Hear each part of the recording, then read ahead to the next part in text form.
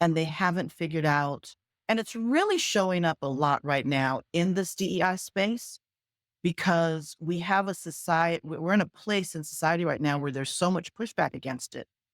And leaders who have said they believe in it, many of them are finding themselves in a place where, yeah, I believe in it, but I don't remember why. I don't know how. So they're backing away and they're turning away from this work that they have said has been important. And I don't think they're turning away because they don't think it's important. I think they're turning away because what they did not prepare for was the pushback and the resistance and the challenge.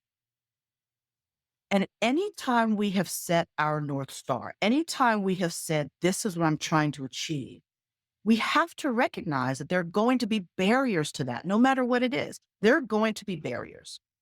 We need to, and we can prepare for those barriers. Most of them are not something we can't foresee, but we don't take the time to foresee. We just say, oh, well, that's where I'm going to go and that's what I'm going to do. We don't think about those roadblocks and those barriers.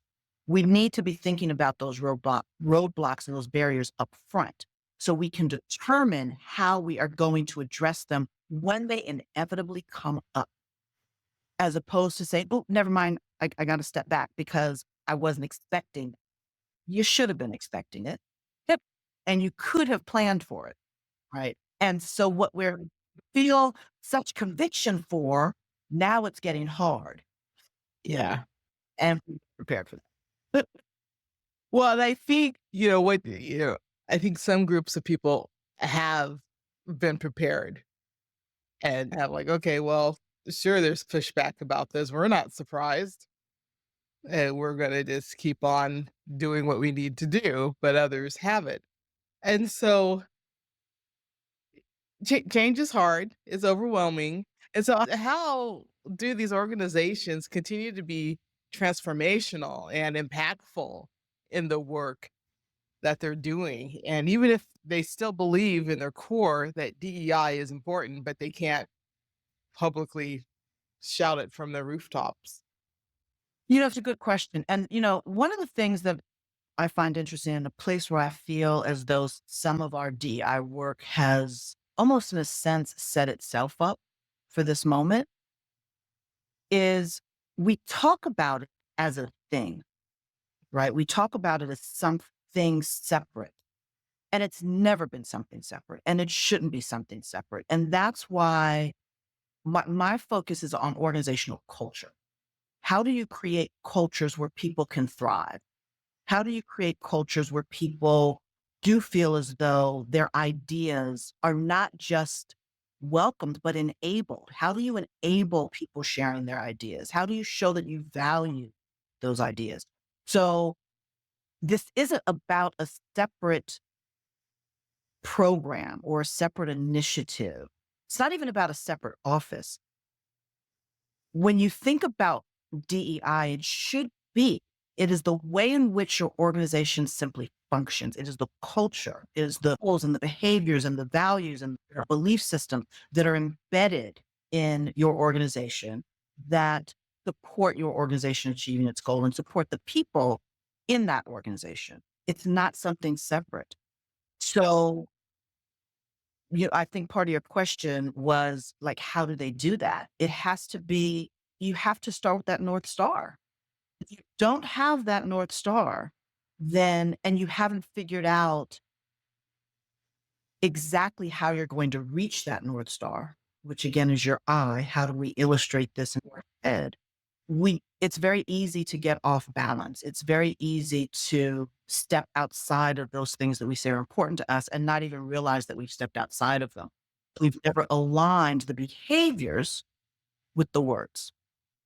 Right. Yeah. Did I answer that question? Yeah, yeah, you did, and I love that you say that it just doing the right thing shouldn't have to be some type of programming. It shouldn't be programmed. And doing the right thing can be very hard. It can be hard. Um, but knowing for your leadership team what those things are that are important and how you demonstrate them. Easy to say, this is what's important to me, whether it's from a personal standpoint or your organizational standpoint. A different thing to be able to say, how that shows up in the world, right? And that's where we have to make the decision. What is important to us and why is it important to us? Why has to also be emotional, right? Because we don't, things aren't important to us from a logic standpoint. We think they are, right? They even have a lot of research on this in terms of marketing. People don't make decisions about like what car to buy from a purely logical standpoint. We make decisions based on emotion and then we justify them with logic. And that's fine, right? That's fine. But what that means is that we as leaders have to understand that our values have to have an emotional component as to the why. Then we need to figure out, now that we know what's important and why it's so important to us, how does it show up in the world? How do I demonstrate it? And that's part of setting your North Star. And if you don't determine that up front and you don't know the things that are going to get in the way of that, whether it's personal fears, whether it's, again, pushback from someone else, if you don't forecast the things that are going to get in the way of you showing up in the world the way you want to show up in the world, when those barriers come, you don't know how to address them. That's true. That's true. Thank you. Thank you. That's so helpful, especially at this time of the world, because it feel a lot of people are confused, not sure. But yeah, like you said, you set that North Star and think about how you show up. Yeah. And so we've talked a little bit about innovation, and I'd like to get your take on kind of large scale innovation versus small scale innovation, especially within workplace culture. Yeah. Yeah. So I think I didn't share this. So small scale innovation versus large scale innovation. In an earlier book, I contributed a chapter to an earlier book called The New C Suite Civil Leadership in Action.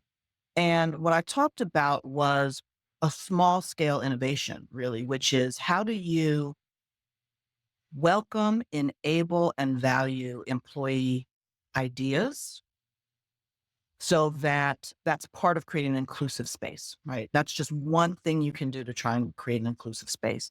And a small scale innovation that I shared is I was working with an organization where this idea of risk taking and making mistakes, they said was important, but it was not valued at all, right? Because when people took risk or they made mistakes, they got berated, right? Their performance evaluations weren't as good. But yet, because they wanted to innovate, because they wanted to honor people's different perspectives and bring these perspectives into their organization to enhance the organization, they realized they needed to change that part of the culture, right? They actually needed to create a culture where people felt empowered to um, to make mistakes, which is hard for a lot of organizations because mistakes also require us to take the time and make the space for those mistakes to take place, right?